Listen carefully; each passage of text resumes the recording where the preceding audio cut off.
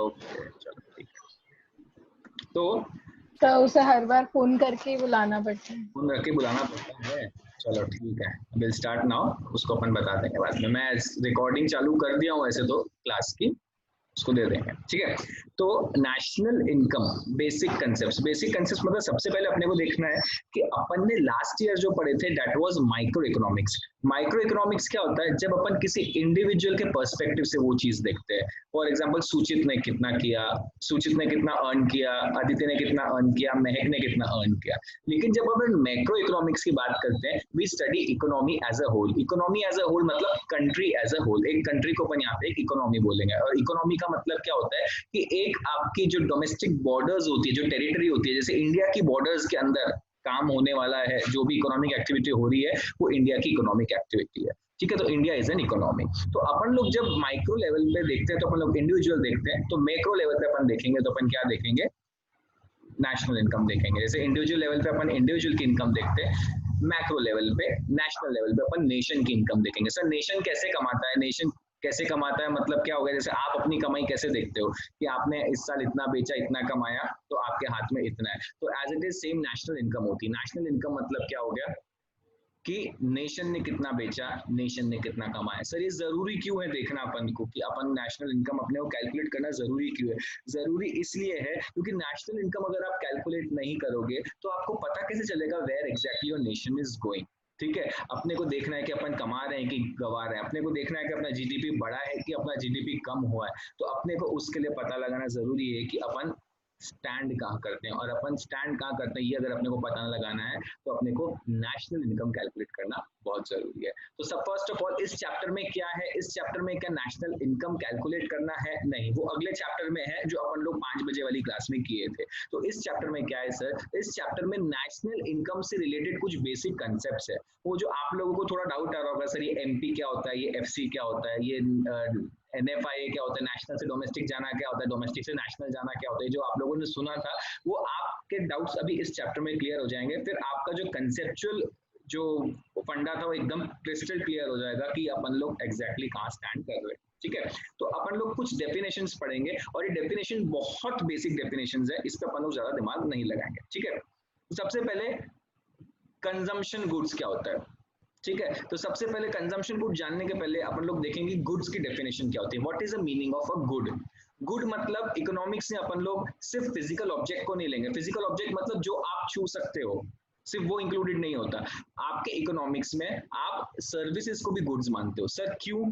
देखो, सर्विसेज को गुड्स अगर आप नहीं मानोगे तो नेशनल इनकम कैलकुलेट करते टाइम आप उन सर्विसेज को इंक्लूड ही नहीं करोगे। सर कैसी सर्विसेज? ये सर्विसेज क्या होती है? फॉर एग्जाम्पल आज मैं आपको पढ़ा रहा हूँ, मैं आपको फ्री में तो नहीं पढ़ा रहा हूँ, ठीक है। अकेडमी आपसे कुछ चार्ज तो कर रही है। तो अगर नेशन की इनकम कैलकुलेट करते टाइम ऐसी सर्विसेज कंसिडर ही नहीं करोगे आप, जैसे मैं आपको पढ़ा रहा हूँ, जैसे आपके चार्टर्ड अकाउंटेंट्स होते हैं जो सर्विस प्रोवाइड करते हैं, आपको गुड्स थोड़ा ना बेचते हैं, वो अपनी सर्विस प्रोवाइड करते हैं। डॉक्टर्स होते हैं वो सर्विस प्रोवाइड करते हैं, आपको गुड्स कुछ बेचते नहीं है। लॉयर्स होते हैं वो आपको सर्विस प्रोवाइड करते हैं, वो आपको गुड्स नहीं बेचते। तो अगर आप नेशनल इनकम कैलकुलेट करते टाइम सिर्फ एक फिजिकल ऑब्जेक्ट को ही गुड कंसिडर करके चलोगे तो you will be missing out a major chunk of your nation's income which comes from services, ठीक है। तो आपके गुड्स की डेफिनेशन में आपको ध्यान रखना है, कंजम्पशन गुड मतलब goods include both physical objects and services and it commands a price in the market. A good with second characteristic is called as economic good. For example, मैंने आज किसी बंदे को कोई गिफ्ट दे दिया, ठीक है।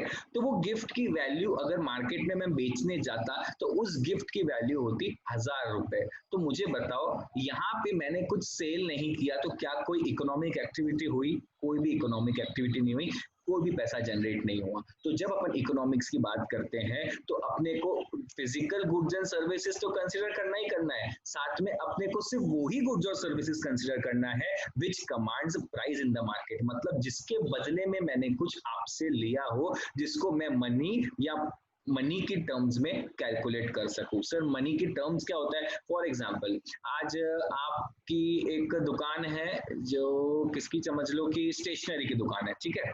और मैं पढ़ाता हूँ, मुझे बहुत सारी स्टेशनरी लगती है, तो अपन लोगों ने डील कर ली कि भाई मैं तुमको पढ़ा दूंगा, बदले में तुमसे स्टेशनरी फ्री में ले लूंगा।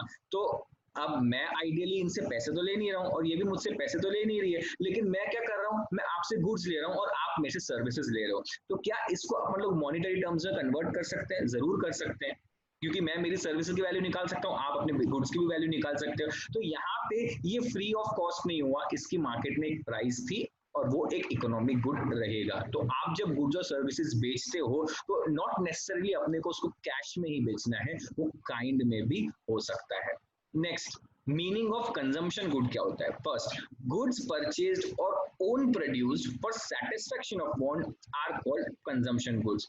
Purchases of food, clothes, furniture, etc. by families are called households in economics are consumption goods.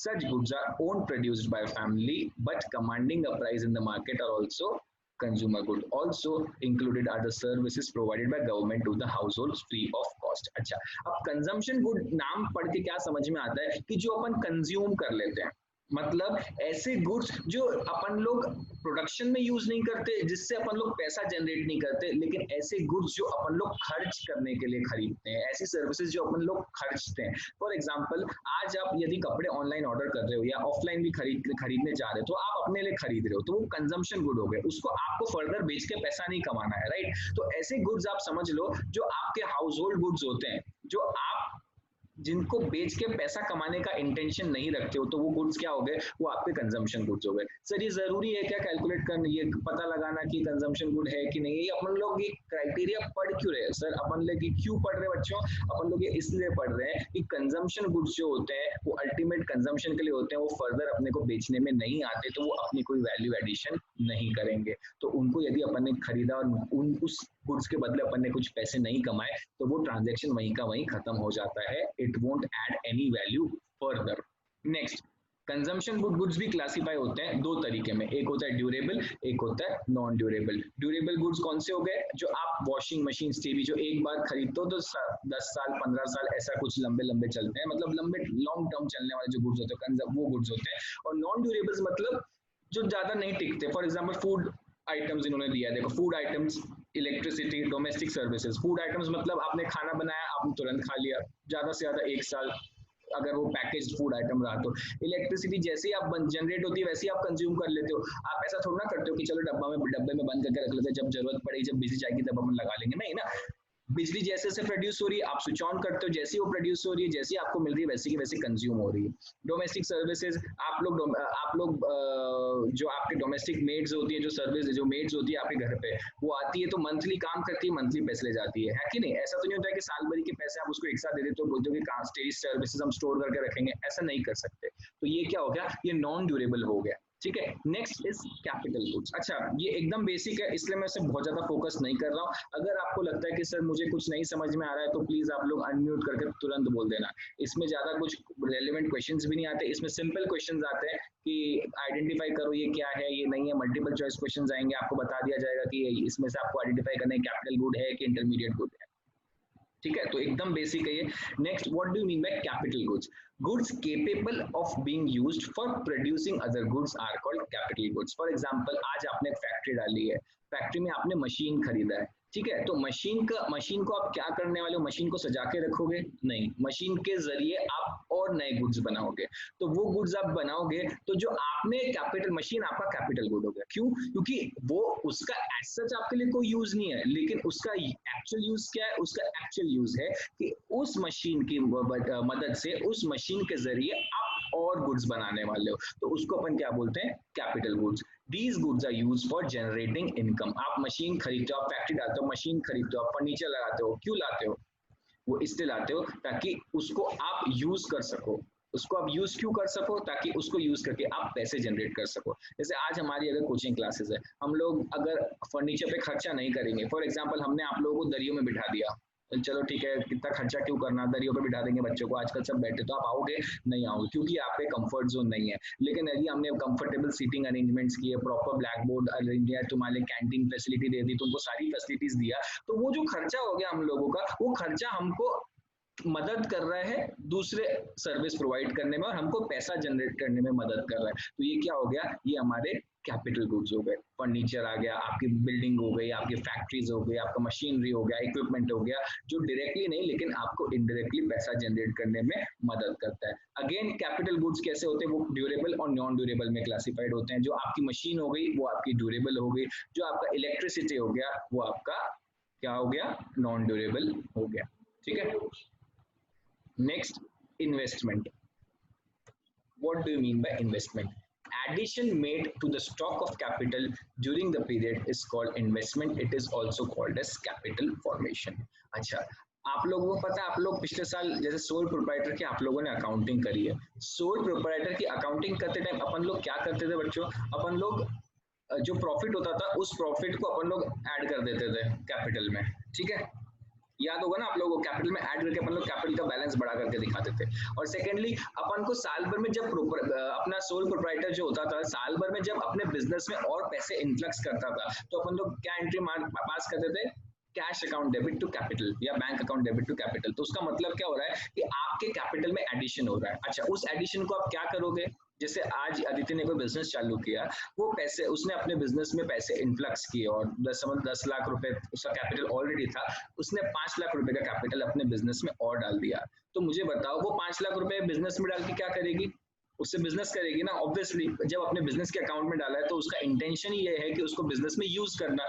तो उस जो एडिशन, इस तरह का कोई भी एडिशन जो अपने कैपिटल में करता है साल भरी में, उस एडिशन को अपन क्या बोलते हैं, इन्वेस्टमेंट, और it is also called as capital formation. तो बेसिकली क्या है, आपका जो कैपिटल है उस कैपिटल में आपने और पैसा डाल दिया और इन्वेस्टमेंट कर दी, तो वो आपका इन्वेस्टमेंट माना जाएगा। Capital and investment both compose of capital goods but are different in accounting sense. मतलब कैपिटल और कैपिटल गुड्स और इन्वेस्टमेंट आपकी एक ही चीज है, लेकिन अकाउंटिंग सेंस में उसका फर्क पड़ जाता है। क्योंकि क्या हो गया, आपने जो आपके पास शुरुआत में ओपनिंग बैलेंस था उसको आप कैपिटल बोलोगे, जो एंड में क्लोजिंग बैलेंस था उसको भी आप कैपिटल बोलोगे, लेकिन जो आपके ओपनिंग में और क्लोजिंग में जो डिफरेंस था वो आपका क्या हो गया, वो आपका इन्वेस्टमेंट हो गया। मतलब क्या सर, देखो अपने सोल प्रोप्राइटरशिप की अकाउंटिंग में अपन क्या करते हैं, आपका ओपनिंग बैलेंस होता है कैपिटल का, आपका क्लोजिंग बैलेंस होता है कैपिटल का, और साल भर में जो अपन एडिशन करते हैं उसको अपन लोग प्रॉफिट बोलते हैं, साल भर में जो अपन डिडक्शन करते हैं उसको अपन ड्रॉइंग्स बोलते हैं। ठीक है, तो आपका प्रॉफिट और आपका जो इन्वेस्टमेंट और आपके जो डिडक्शंस हो गए, ड्राइंग्स हो गई, वो सब लेस करने के बाद एट द एंड वो कैपिटल का ही बैलेंस कहलाया जाता है ना, और वही कैपिटल का balance next year carry forward करते हैं अपन लोग, और वो कैपिटल के नाम से ही जाना जाता है। तो ये जो कंसेप्ट है कैपिटल वर्सेस इन्वेस्टमेंट, इसको बस डिपेंड करता है कि अपन लोग कौन से पॉइंट ऑफ व्यू से देख रहे हैं। अगर आप थ्रू आउट द ईयर देखोगे तो उसको आप जो एडिशन किया उस एडिशन को आप इन्वेस्टमेंट बोलोगे, और साल के एंड में जब आपने सारा एडिशन टोटल करके अपने ओपनिंग कैपिटल के बैलेंस में डाल दिया तो वो कैपिटल कहलाएगा। मतलब डिफरेंस समझ में आ गया सबको? Aditi, Suchit, Priyanshu, Mahak? Yes sir. Suchit? Yes sir. हाँ सर, आ गया। Yes sir. हाँ, तो मतलब मैं अगर इस पे और टाइम डिवोट करूँ तो मुझे बता देना, ठीक है? Next, fixed and stock investment. There are two components of investment: investment in fixed, that is called fixed investment, fixed assets, and investment in stock of raw material, उसको आप क्या बोलोगे, stock investment। मतलब जब आप raw material में पैसे डालोगे तो stock investment हो गया, जब आप finished goods फिक्स्ड गुड्स जैसे कि क्या, आपके मशीन्स, आपकी बिल्डिंग्स में आप इन्वेस्टमेंट करोगे तो आपका फिक्स्ड इन्वेस्टमेंट हो जाएगा। Next, gross investment versus net investment. अच्छा, ग्रॉस इन्वेस्टमेंट का, ग्रॉस कुछ भी चीज ग्रॉस होती है इसका मतलब क्या हो गया कि कुछ डिडक्शन की उसमें गुंजाइश होती है, और कुछ चीज नेट मतलब क्या होता है, अपन लोग बोलते हैं ना ग्रॉस प्रॉफिट। ग्रॉस प्रॉफिट मतलब क्या होता है अपना अकाउंटिंग सेंस में कि भाई अपने रेगुलर सेल परचेस के जो होता है ट्रांजैक्शन होते हैं, जो बेसिक ट्रांजैक्शन जिनके बिना आपका बिजनेस सर्वाइव नहीं कर सकता, वो ट्रांजैक्शंस में जब आप ग्रॉस मतलब खर्चे और ग्रॉस आपके इनकम को जब आप लेस करते, नेट करते हो तो आपको ग्रॉस प्रॉफिट मिलता है। ग्रॉस प्रॉफिट और नेट प्रॉफिट हम लोग अलग अलग कैलकुलेट क्यों करते हैं, तो आपको मालूम ही होगा कि भाई अगर आपको ग्रॉस लेवल पे लॉस हो रहा है इसका मतलब आपको बिजनेस ही बंद कर देना चाहिए, क्योंकि उस बिजनेस में कोई स्कोप नहीं है। लेकिन अगर नेट लेवल, ग्रॉस लेवल पे प्रॉफिट हो रहा है, नेट लेवल पे आपको लॉस हो रहा है, इसका मतलब कि देयर इज अ स्कोप कि आप अपने खर्चे थोड़े कम कर सकते हो। ये आप लोग को मालूम है ना, अदिति, सुचित, महक, ग्रॉस प्रॉफिट और नेट प्रॉफिट का कंसेप्ट? Yes sir. है ना, ग्रॉस लेवल पे लॉस हो रहा है तो आपको बिजनेस कर देना चाहिए। लेकिन नेट लेवल पे अगर आपको लॉस हो रहा है तो आपकी एक गुंजाइश है कि आप अपने इनडायरेक्ट खर्चों को थोड़ा कम कर दो, तो हो सकता है कि आप अपने बिजनेस को प्रॉफिटेबल कर सको। तो यहाँ पे जब अपन इकोनॉमिक्स की बात करते हैं तो ग्रॉस और नेट का जो डिफरेंस होता है उसको अपन डेप्रिसिएशन बोलते हैं। तो आपके जो ग्रॉस लेवल होता है और आपका एक नेट लेवल होता है, तो ग्रॉस लेवल से जब नेट लेवल जाना है तो आपको डेप्रिसिएशन को लेस करना है, एंड नेट लेवल से जब अपन ग्रॉस लेवल पे जाएंगे तो अपने को डेप्रिसिएशन को ऐड करना है। सर डेप्रिसिएशन का मतलब यहाँ पे वही है जो आपके अकाउंटिंग सेंस में, which is consumption of fix capital. जो आपने अपना फिक्स कैपिटल यूज किया है, जो डेप्रिसिएशन, जो वेयर एंड टेयर, जो अपनी डेफिनेशन है, बेसिक डेफिनेशन डेप्रिसिएशन की, वही यहाँ पे उसका मतलब है। तो ग्रॉस इन्वेस्टमेंट और नेट इन्वेस्टमेंट का जो डिफरेंस है वो डिफरेंस आपका डेप्रिसिएशन। यहाँ पे अपने को फॉर्मूला दिख रहा है ना, gross investment minus depreciation is equal to net investment, और इसी इक्वेशन को आप रिवर्स कर दोगे तो net investment plus depreciation is equal to gross investment. Sir इतनी बेसिक चीज आप हमको बार बार क्यों बता रहे हो? इतनी बेसिक चीज मैं आपको बार बार इसलिए बता रहा हूँ कि ग्रॉस और नेट ये आपको एग्रीगेट के कैलकुलेशंस में काम आने वाला है। अच्छा, next is intermediate goods. What do you mean by intermediate goods? Intermediate products refers to those goods and services which are purchased during the year by one production units from other production units and completely used up or resold during the same year. This definition indicates two characteristics of intermediate products. First, purchased by one unit from another production unit, and second, you come used up or resold during the same year, that is the year of purchase. अच्छा, कई बार क्या होता है, आपकी factory होती है, तो factory होती है तो आप क्या करते हो, आप प्रोडक्ट प्रोड्यूस करते हो। प्रोड्यूस करने के लिए आपको कुछ प्रोडक्ट लगता है जो आप कहीं और से भी ऑर्डर करोगे, फॉर एग्जाम्पल रॉ मटेरियल। तो रॉ मटेरियल का जब आप यूज कर लेते हो, ठीक है, तो यूज कर लेते हो तो वो क्या हो जाता है, वो इंटरमीडिएट गुड हो जाता है। अच्छा, तो सारा का सारा रॉ मटेरियल हो सकता है आपके पास पूरा यूज नहीं हो, आपका कुछ तो बचा रह गया हो, तो जो आपका बचा रह गया ना, वो आपका closing stock of raw material बन जाता है। लेकिन जो आपका raw material completely use up हो चुका है, उसको आप क्या बोलोगे, इंटरमीडिएट गुड बोलोगे। समझ में आया? है कुछ नहीं, इसमें भी वही चीज है कि आपको ये देखना है कि आप कौन से पॉइंट पे खड़े होकर देख रहे हो। जब आपने यूज कर लिया, जो जितना हिस्सा आपका यूज हो गया वो हिस्सा आपका इंटरमीडिएट बन गया, और जो आपका बचा रह गया वो आपका क्लोजिंग स्टॉक में चला जाएगा अपने आप ऑटोमेटिकली। तो जो हिस्सा रॉ मटेरियल का कंप्लीटली यूज अप हो गया वो आपका इंटरमीडिएट गुड है। अच्छा सर, लेकिन मैं तो कुछ बना ही नहीं रहा, मैं तो सीधा ट्रेड करता हूँ, मैं फिनिश प्रोडक्ट ही खरीदता हूँ और उसी को बेचता हूँ, मतलब होलसेल में खरीदता हूँ and retailer, as a retailer में सामान बेचता हूँ। तो आपने क्या किया, आपने ये चीज की, कंप्लीटली यूज्ड अप कौन करता है, कंप्लीटली यूज अप करते हैं अगर मैन्युफैक्चरर, तो जो ट्रेडर्स होते हैं वो रीसेल करते हैं। रीसेल मतलब आपने आज समझ लो आपकी गारमेंट की रिटेल स्टोर है, ठीक है, तो आप होलसेलर्स और डिस्ट्रीब्यूटर से खरीद लिया आपने गारमेंट्स, तो जो गारमेंट्स आपने खरीद लिए वो आपका स्टॉक हो गया, जो आपके बिक गए वो आपका इंटरमीडिएट हो गया, और जो बचे रह गए वो आपका क्लोजिंग स्टॉक हो गया। समझ में आ गया? Yes sir. Okay, Yes, sir. Okay, इसका एक एक्सप्लेनेशन है, आपके ग्रुप पे डाल दूंगा मैं, आपको पढ़, मतलब उन्होंने वही बताया कि कोई रीसेल क्या होता है और वो सब क्या होता है, तो इसमें आपको दिमाग लगाने की जरूरत नहीं है, एक ही चीज को उन्होंने, एक ही कान को उन्होंने दो अलग अलग तरीके से पकड़ा है। Next, final goods. तो आप लोग ने देखा होगा अपन लोग कैसे कैसे आगे बढ़ रहे हैं। अपन ने पहले पढ़ा कि इंटरमीडिएट गुड्स क्या होते हैं, अब अपन देखेंगे फाइनल गुड्स क्या होते हैं। Definition: goods and services purchased or own produced for the purpose of consumption and investment are called final goods or products. By consumption we mean purchases for the satisfaction of human wants of both durable and non-durable goods, and by investment we mean purchases of durable producer goods and net addition to the stocks. ठीक है, तो final good मतलब क्या हो गया, वही आपका ऐसा गुड जो आपने अपने कंजम्पशन के लिए खरीदा है, या ऐसा गुड जो आपने इन्वेस्टमेंट के लिए खरीदा है। फॉर एग्जांपल, आज आपने अगर कोई समझ लीजिए खाने का कुछ सामान खरीदा या आपने कपड़े पहनने के लिए कुछ खरीदा है, तो वो क्या हो गया, आपके लिए फाइनल गुड हो गया। एक्सप्लेनेशन पढ़ते हैं। The essential characteristic of final product is that these are acquired for own use and are not for resale. All goods and services acquired by consumers are treated as their own treated for their own use and not for resale. All durable goods acquired by producers are for their own use, that is capital formation, and therefore final products. In comparison, the intermediate products acquired for reselling either directly or indirectly, sorry इसमें शायद कुछ miss out हो गया. As done by traders and indirectly by completely using up in the process of production. When product is not resold, it reaches the final use and hence it is called a final product. तो अपन ने जो वो देखा था ना, machine हो गई आपकी, जो फैक्ट्रीज की मशीन होती है, वो मशीन आपकी एक तरीके से फाइनल प्रोडक्ट होगी. क्यों? क्योंकि आपने उसकी मदद से तो गुड बनाया ही है as a capital good use करके उसको. तो कैपिटल गुड तो है ही, लेकिन साथ ही साथ वो आपके लिए फाइनल गुड्स भी हो गया. क्यों? क्योंकि उसको परचेस करने के पीछे आपका पर्पस रीसेल था क्या? नहीं, आपका पर्पस रीसेल नहीं था. तो सर इस चीज के ऊपर हमको क्वेश्चन कैसे आएंगे? आपको क्वेश्चन बेसिक लेवल के आने वाले. कैसे क्वेश्चन आएंगे? आपको क्वेश्चन पूछेंगे कि ये आपके इंटरमीडिएट गुड है कि ये फाइनल गुड है. तो सबसे पहले आपको देखना है कि आपका रोल क्या है क्वेश्चन में. अगर आपको एक दिया है, आपको रिटेलर बन के दिया है, और मतलब आप एक गारमेंट रिटेलर हो और उसने बोला है कि एज अ गारमेंट रिटेलर आपने खरीदा है गुड्स और उन्हीं गुड्स को बेचने का आपका प्लान है. तो आपका प्लान है कपड़ों को बेचने का, तो आपका प्लान है उसको रीसेल करने का. तो वो आपके लिए क्या हो गए?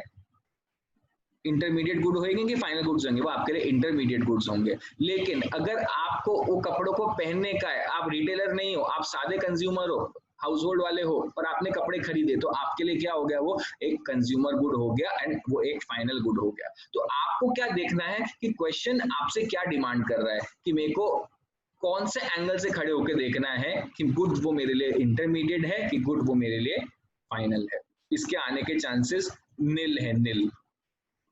एक एग्जांपल देख लेते हैं. सबसे पहला, a machine purchased for installation of a factory.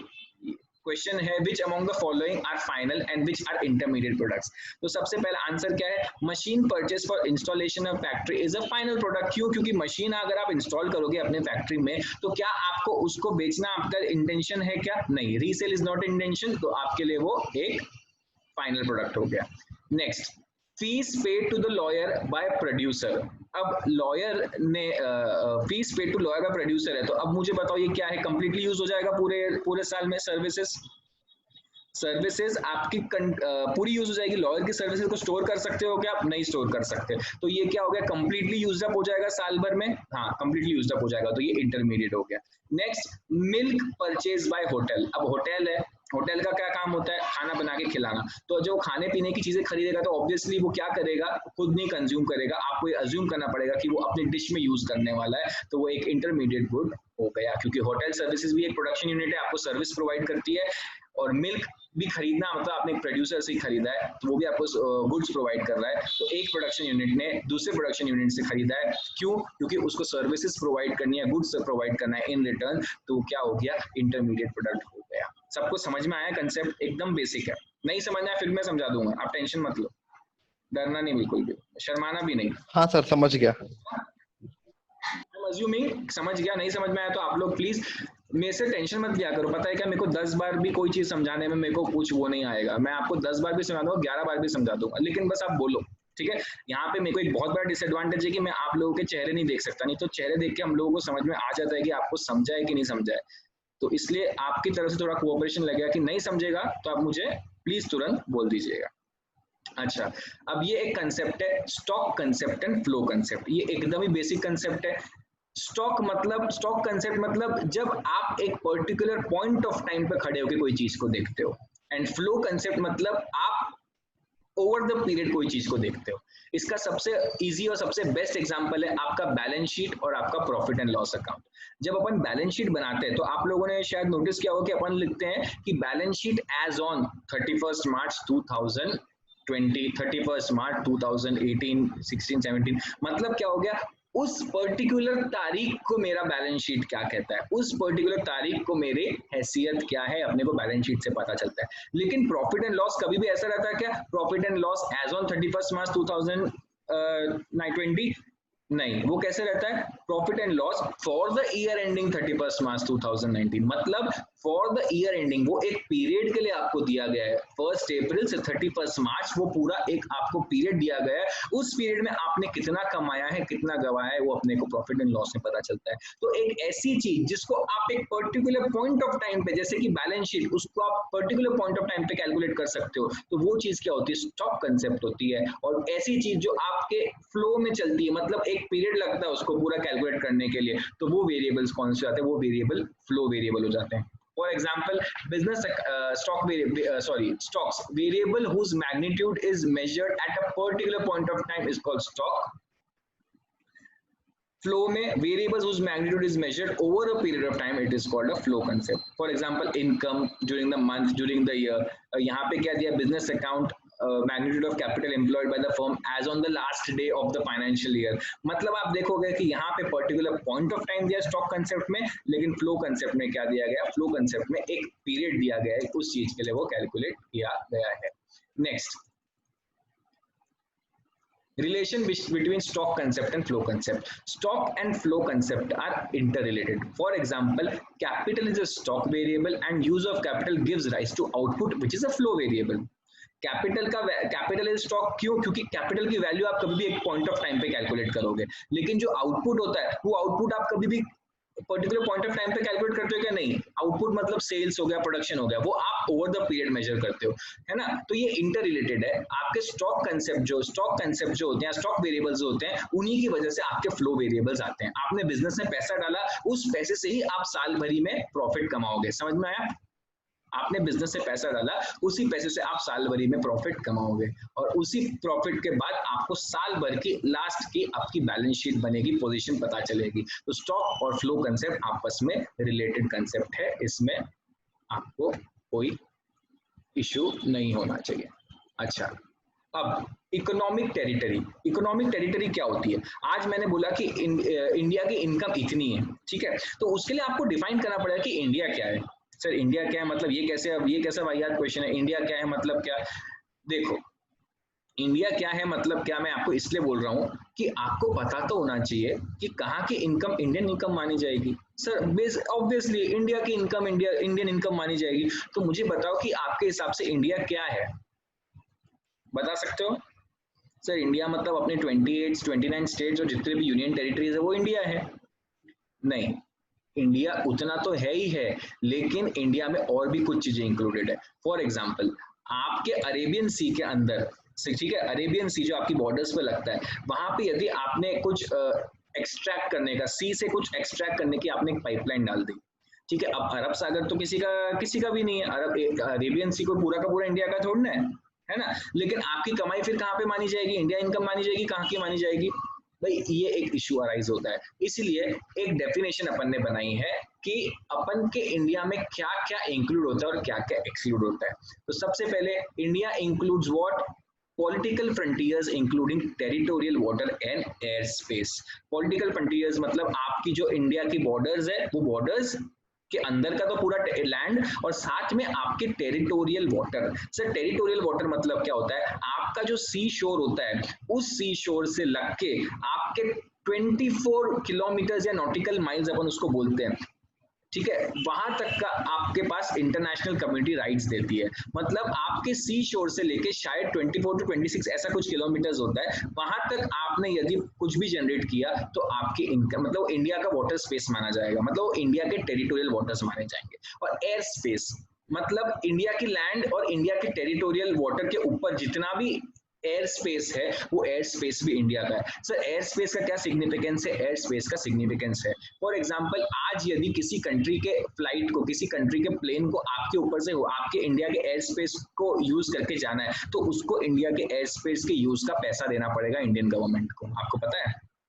इसीलिए उस एयर स्पेस में करी हुई कमाई भी इंडिया की कमाई मानी जाएगी. अच्छा, next, embassies, consulates, military bases located abroad but excluding foreign one located within its own political frontiers. अच्छा, अब ये क्या होता है, आप लोगों को सबको मालूम है हर कंट्री की एम्बेसी होती है, सबको मालूम है ना. Yes, sir. तो अपनी एम्बेसी चाइना में होगी, अपनी एम्बेसी बांग्लादेश में होगी, अपनी एम्बेसी पाकिस्तान में होगी, ठीक है. तो अब समझो इंडिया की एम्बेसी है, वो है इस्लामाबाद में, ठीक है. तो अब इस्लामाबाद में जो इंडियन की एम्बेसी में जो इंडियंस एम्प्लॉयड है, उन इंडियंस को सैलरी भी दे रहा होगा इंडियन गवर्नमेंट, है कि नहीं. तो अब डाउट ये होता है कि यदि मैं सिर्फ इंडिया के ही पॉलिटिकल बॉर्डर्स को इंडिया मानूंगा, तो जो पाकिस्तान में इंडियन एम्बेसी है जिसको सैलरी भी इंडिया से मिल रही है, वो इनकम कहाँ की हुई भाई, वो भी तो इंडिया की होनी चाहिए कि नहीं होनी चाहिए, होनी चाहिए. तो अपन क्या करते हैं, एम्बेसीज, कॉन्सुलेट, मिलिट्री बेसिस जो इंडिया के बाहर है, लेकिन है इंडिया की। मतलब इंडिया की एम्बेसी पूरे वर्ल्ड में जहां भी होगी, वहां पे जो भी इंडियंस ने कमाया, उस एम्बेसी के अंदर रहते रहते जो भी इंडियंस ने कमाया है, वो भी इंडियन की इकोनॉमिक टेरिटरी माना जाएगा। लेकिन अब जब तुम इंडिया की एम्बेसी बाहर को इंडियन इकोनॉमिक टेरिटरी ले रहे हो, तो जो तुमने इंडिया में दिल्ली में जो तुमने बाकी देशों की एम्बेसी बनाई है, उसको भी हटाना पड़ेगा कि नहीं हटाना पड़ेगा? समझ रहे हो आप लोग? अदिति, सुचित, महक, हाँ Yes, सर। sir. है ना? तो आपने यदि इस्लामाबाद में इंडियन एम्बेसी को इंडिया की टेरिटरी माना है, तो दिल्ली में जो पाकिस्तान एम्बेसी है उसको आपको पाकिस्तान की इकोनॉमिक टेरिटरी मानना पड़ेगा कि नहीं मानना पड़ेगा? मानना पड़ेगा। तो यही कंसेप्ट है। Next, ships aircraft operated by the residents between the two और मोर कंट्रीज। अब इंडिया की एक बहुत बड़ी शिप है, उसने समझ लो इनकम करी है कहाँ, वो जाती है पैसिफिक ओशन या अटलांटिक ओशन में जाके कुछ फिशिंग या कुछ करके आती है और वहां से पैसे जनरेट होते हैं। तो वो शिप के अंदर की कमाई कहाँ, कौन सी कंट्री की मानी जाएगी भाई? अगर जो कंट्री के रेसिडेंट ऑपरेट कर रहे हो शिप को, तो उसकी इनकम मानी जाएगी। उसी तरह fishing vessels, oil, natural gas operated by residents in international waters, मतलब इंटरनेशनल वाटर्स में यदि आप कुछ ऑपरेट कर रहे हो, वहां से कुछ कमाई कर रहे हो, तो वो आपकी इकोनॉमिक टेरिटरी मानी जाएगी, प्रोवाइडेड जो वेसल्स है, फिशिंग वेसल्स है, मतलब फिशिंग वेसल्स मतलब फिशिंग की जो शिप्स होती है, ऑयल गैस नेचुरल रिग्स होते हैं, वो यदि इंडियन रेसिडेंट्स ऑपरेट कर रहे हैं, आपके इकोनॉमिक रेसिडेंट्स ऑपरेट कर रहे हैं आपके, तो वो क्या हो जाएगा? इंडिया की इकोनॉमिक टेरिटरी माना जाएगा। ठीक है, नीचे एक और लाइन लिखिए, economic territory of a country is different from its political frontiers, geographical territory, as we have seen it excludes some of the areas of political frontiers of the country in question and excludes and includes certain area outside its own political frontiers. मतलब India की जब मैं geographical territory की बात करूं, तो Pakistan embassy जो India में है वो इंडियन की जियोग्राफिकल टेरिटरी में माना जाएगा। लेकिन जब इकोनॉमिक टेरिटरी की बात करता हूं, तो Pakistan embassy in India is economic territory of Pakistan.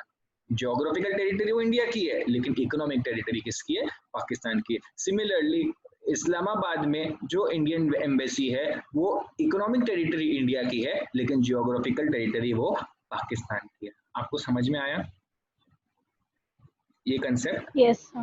पक्का? महक बेटा समझ में आया? Yes, sir. क्योंकि 3 मिनट बचे हैं तो अपना सेशन खत्म हो जाएगा। बचा हुआ सेशन अपन कल कंटिन्यू करेंगे। मैं देखता हूँ आज छोटा सा कोई टॉपिक है क्या इसके बाद वाला? नहीं, अपने को कल ही कंटिन्यू करना पड़ेगा। ये जो नीचे के रेसिडेंट वाला पॉइंट्स है वो आज खत्म नहीं हो पाएगा। आज सबको समझ में आया बच्चों?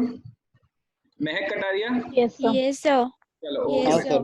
तो विल हाँ कंटिन्यू। सर। ठीक है, bye, good night, Thank you, sir. Thank you, bye sir. Welcome.